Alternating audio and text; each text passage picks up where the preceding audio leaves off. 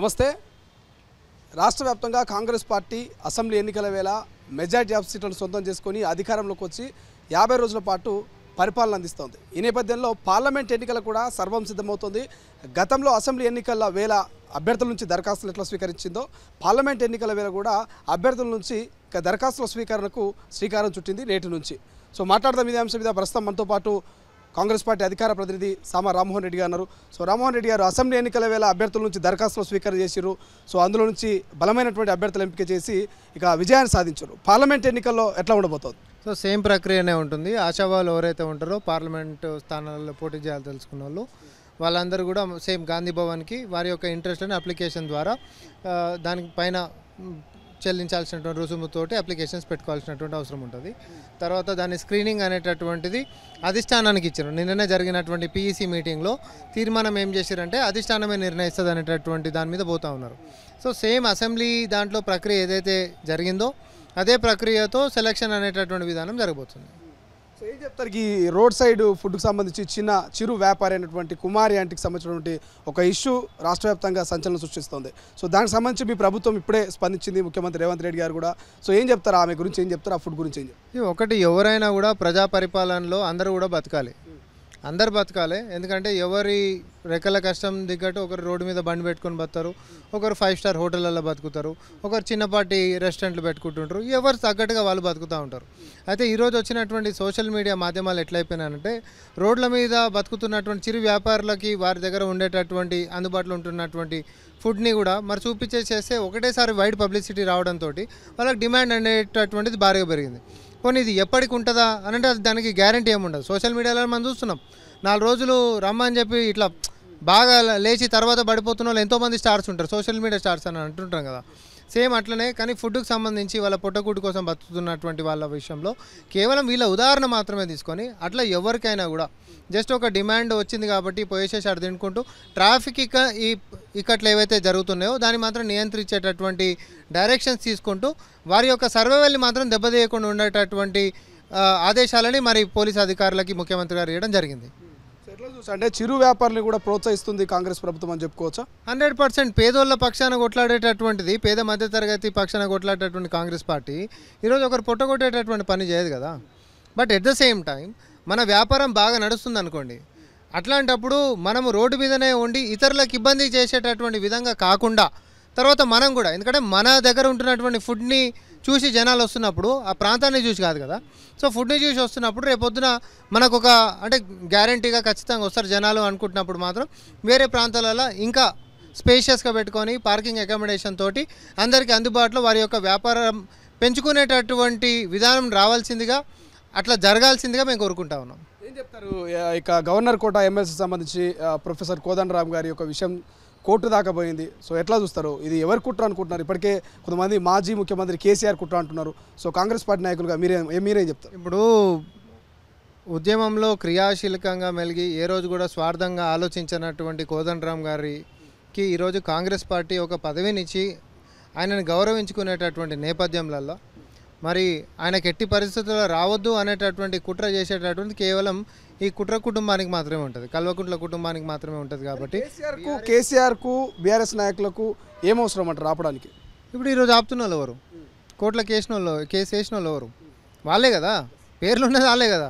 అందుకనే వాళ్ళనే అంటున్నాం. ఎవరో వేస్తే వాళ్ళని అంటాం, వేసింది ఎవరు? మీరే కదా. ఈరోజు ఆయనకు ఎట్టి పరిస్థితుల్లో రావద్దే కాదు, సోషల్ మీడియా మాధ్యమాలలో ఓపెన్గా మాట్లాడుతున్నారు. ఆయనకు ఎట్లా వస్తుంది, మాకేం ఇయ్యరు, ఆయనకు మాత్రం ఎట్లా ఇస్తారు అని అంటే నిన్న మా ముఖ్యమంత్రి గారు స్పందించారు కొంచెం ఘాటుగానే. చెప్పులు మోసేటోనికి ఉద్యమంలో క్రియాశీలకంగా మరి వ్యవహరించినటువంటి వ్యక్తులకి పోలికనా ఈరోజు వాళ్ళకి వీళ్ళకి? ఇప్పుడు మీ హయాంలో మీ ప్రభుత్వంలో ఎంతసేపు పైసలు మూటలు లేకపోతే వ్యాపారాలు చేసుకునేటటువంటి వాళ్ళని తీసుకొని వచ్చి పదవులు ఇచ్చినటువంటి పరిస్థితి. కానీ కాంగ్రెస్ పార్టీలో ఎవరైతే ఉద్యమాలు చేసినరో, ఎవరైతే ముందుండి నడిపించారో, రేపు పొద్దున సమాజానికి కూడా అవసరం వీరి నాయకత్వం అనుకునేటటువంటి చిత్తశుద్ధితో ఈ సర్కార్ ముందుకు పోతూ ఉంది. కాబట్టి ఎవరి చిత్తశుద్ధి ఏంది అనేటటువంటిది ప్రజలు నిర్ణయిస్తారు. సో ఈరోజు కోదండరామ్ గారి పదవికి అడ్డు తగులుతున్నటువంటి బీఆర్ఎస్ పార్టీకి ఈరోజు ప్రజలు గట్టి గుణపాఠం చెప్పబోతారు. ఏం చెప్తారు? కేటీఆర్ గారు మాజీ మంత్రి గారు ఇక ఛాయ్ తాగుతున్నారు, మిర్చి బజ్జీ తింటున్నారు, ఆటోలలో తిరుగుతున్నారు. సో ఏమనిపిస్తుంది ఈ వ్యవహార శైలి చూస్తూ ఉంటే? ఇప్పుడు కారు షెడ్కి పోయింది అని ఆయనే అన్నాడు, రిపేర్కి పోయింది అన్నాడు, ఇప్పుడు ఆటో ఎక్కుతున్నాడు. ఆటో అనేటటువంటి ముసలి కన్నీరు ఎట్లా గారుస్తుంది అనేటటువంటి అందరికి తెలుసు. ఈ 10 సంవత్సరాలలో ఏ రోజైనా ఆటో వాళ్ళకి సంబంధించినటువంటి సంక్షేమాల గురించి మీటింగ్ పెట్టి మాట్లాడినాడేనా నేను అడుగుతున్నా. సో ఇంకొకటి, మహిళలకు ఉచిత రవాణా చేస్తే అదొక పనికిమాలిన పథకం అని చెప్పి మాట్లాడినటువంటి అహంకారం మహిళలు మొత్తం చూస్తూ ఉన్నారు.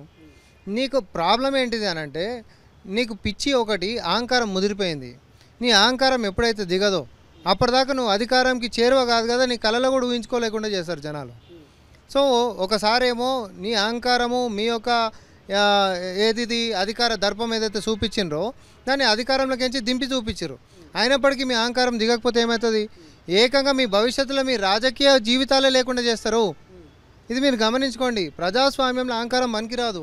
ప్రజల కోసం పాటుపడేటటువంటిది కావాలి.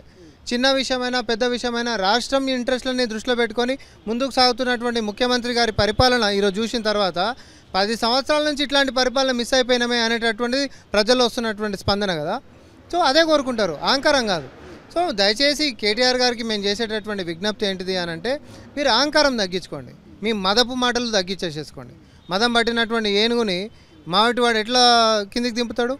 సో ప్రజలు ప్రజాస్వామ్యం అనేటటువంటిది మావిటివాడి రూపంలో, ఈ మదం ఎక్కినటువంటి ఏనుగైనటువంటి రూపంలో ముందుకు సాగుతున్న కేటీఆర్ మదాన్ని దింపి తీరుతారు. ఈ స్టాఫ్ నర్సుల విషయంలో ఎందుకు ప్రభుత్వం చొరవ తీసుకోవట్లేదంటూ ప్రతిపక్షాలు కామెంట్ చేస్తున్నాయి. ఏం చెప్తారు? స్టాఫ్ నర్సులకు మీరేం భరోసానిస్తారు? ఇప్పుడు ఆయన హరీష్ రావు మాట్లాడుతుండు, మేమేదో చేస్తే వీళ్ళేదో అది చేసిరని.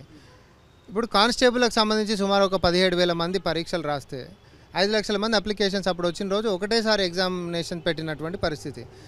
మరి ఇదే స్టాఫ్ నర్స్కి 5,000 మంది కొలువులకు సంబంధించి ఆ రోజు చేసినప్పుడు 40,000 మంది అప్లికేషన్స్ ఉండే, దాన్ని 3 స్టేజ్లు ఎందుకు పెట్టిండ్రు? పొద్దున మధ్యాహ్నం సాయంత్రం ఎందుకు పెట్టిండ్రు? అసలు నార్మలైజేషన్ అనేటటువంటి ముందే ఎందుకు డిక్లేర్ చేయలేదు? అసలు ఈ పాపం చేసినోడు వాడు మీరు కదా, జీవో 46 పాపం చేసినోడు వాడు మీరు కదా.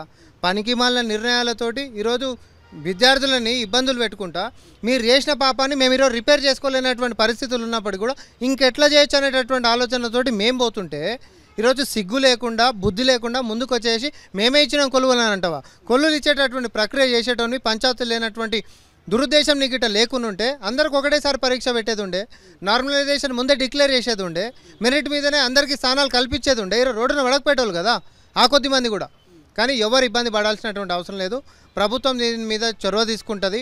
ఎవరు నిరాశ చెందాల్సినటువంటి అవసరం లేదు. 5,000 పోస్టులు ఇస్తే తర్వాత సుమారు 1,900 పోస్టులు మేము కలిపినాం. అయినప్పటికీ ఒక 120 మంది 130 మంది పిల్లలకి ఇంకా కూడా అన్యాయం జరిగింది అనేటటువంటిది వాళ్ళు చేసినటువంటి నిర్ణయాల వల్ల ఇబ్బందులు పడుతున్నటువంటి వాళ్ళు. హరీష్ రావు మీకు ఇట్లా మద్దతు మేము చేస్తాం, మీరు ధర్నాలు చేయాలంటే ఫస్ట్ ఎడమకాలు చొప్పు తీసుకొని చొప్పు చూపెట్టుర్రి. ఈ చేసిన పాపాత్ముడు ఓడు అంటే వీళ్ళు, మరీ ముఖ్యంగా హరీష్ రావే.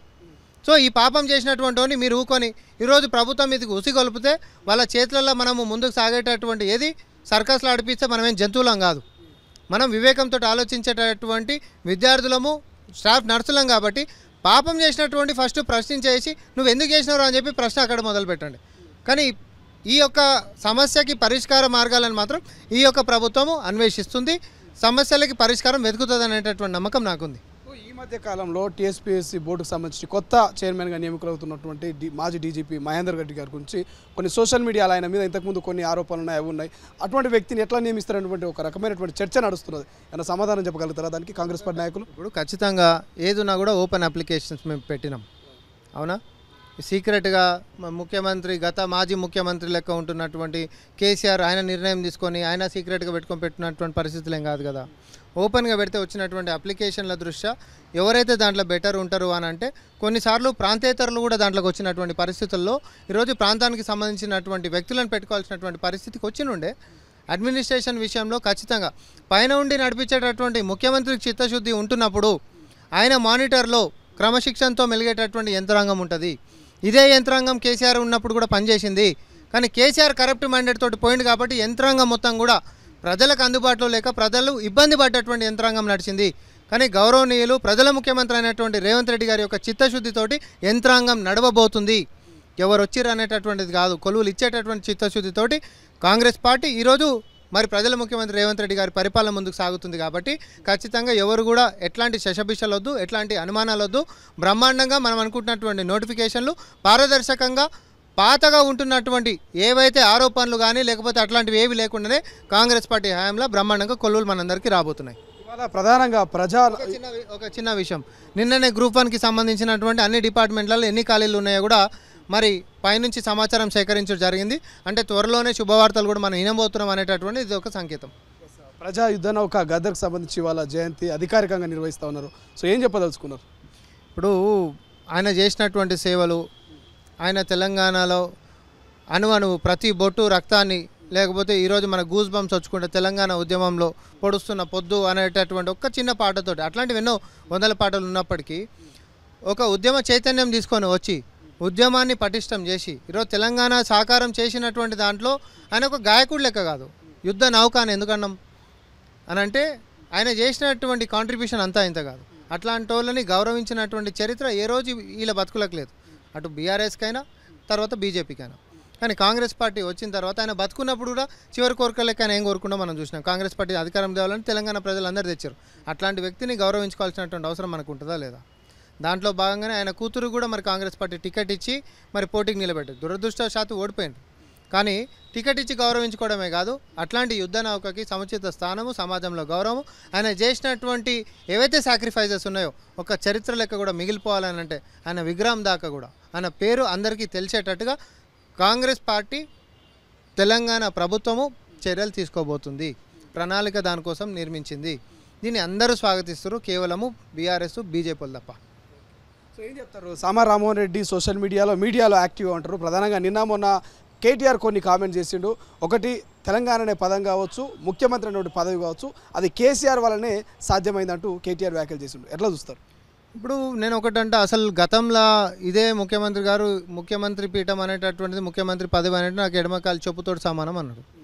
మరి చెప్పు కొరికేటటువంటి కుక్కలకి ఈరోజు గదే పదవి వెనకాల ఎందుకు 10 సార్లు మాట్లాడుతున్నారు? పొద్దున్న లేసే కళలు కూడా దాని గురించి ఎందుకు మాట్లాడుతున్నారు? చరిత్ర దాని గురించే మాట్లాడుతున్నావు, ఈరోజు ప్రస్తుతం దాని గురించే మాట్లాడుతున్నావు, భవిష్యత్తు మేమే అవుతామని చెప్పి మాట్లాడుతున్నావు. ఎడమకాయలు చెప్పు అని చెప్పి తీసి పడేసినవి. చెప్పు తినేటటువంటి కుక్కలక మనం ఒక సామెత ఉంటుంది కదా, సామెత కదా, పద్యమే ఉంటుంది కదా, వేమన పద్యం ఒకటి ఉంటుంది. సో మరి చెప్పు తినేటి కుక్కలక మీరెందుకు దాని వెనకాలనే పడుతున్నారు? ఎడమకాయలు చెప్పు తీసి పడేసినాను అనుకుంటున్నప్పుడు దాని గురించి ఎందుకు పరితపిస్తారు మీరు? ప్రజల గురించి పరితపించిన పాపను ఏ రోజున పోయినరా? 10 ఏళ్ళ అధికారంలో ఉన్నప్పుడు పోలే, ప్రతిపక్షంలోకి వచ్చినప్పుడు ప్రజల గురించి కొట్లాడుతున్న పాపన పోతలేరు. మీ బతుకులు మారవాయిగా, మార్చుకుంటే అంతో ఇంతో ఉనికి ఉంటుంది, లేకపోతే భవిష్యత్తు ఉనికి కూడా కోల్పోతుంది. అందుకనే పార్లమెంట్ రాబోతున్నటువంటి పార్లమెంట్ ఎన్నికలలో నీ పార్టీ ఊసు కాదు కదా, ఉల్టా నీ పేరు చెప్పి ఇంక మాత్రం వేయొద్దు అనేటటువంటి చర్చ సాగుతుంది ప్రజల్లో, తెలుసుకోండి. Thank you so much. ఇది మొత్తం మీద తాజా లేటెస్ట్ అప్డేట్స్ మీద సామా రామ్మోహన్ రెడ్డి అయితే ఒక రకమైనటువంటి క్లారిటీ ఇచ్చే ప్రయత్నం చేసిండు. అదే రీతిలో ఇక ప్రతిపక్ష పాత్ర వహిస్తున్నటువంటి బీఆర్ఎస్ నాయకులకు, బీజేపీ నాయకులకు గట్టి కౌంటర్ ఇచ్చేటువంటి ప్రయత్నం చేసిండు. సో చూద్దాం పార్లమెంట్ ఎన్నికల వేళ ఏం జరగబోతుంది, మెజారిటీ ఆఫ్ సీట్లు ఏ పార్టీ సొంతం చేసుకోబోతుంది, ఢిల్లీలో మరి ఎవరు చక్రం తిప్పబోతున్నారు అనే దానికి మరికొద్ది రోజులు అయితే వెయిట్ చేయాల్సిందే. కెమెరా పర్సన్ అజయ్తో శ్రీశైలం, తొలి వెలుగు, హైదరాబాద్.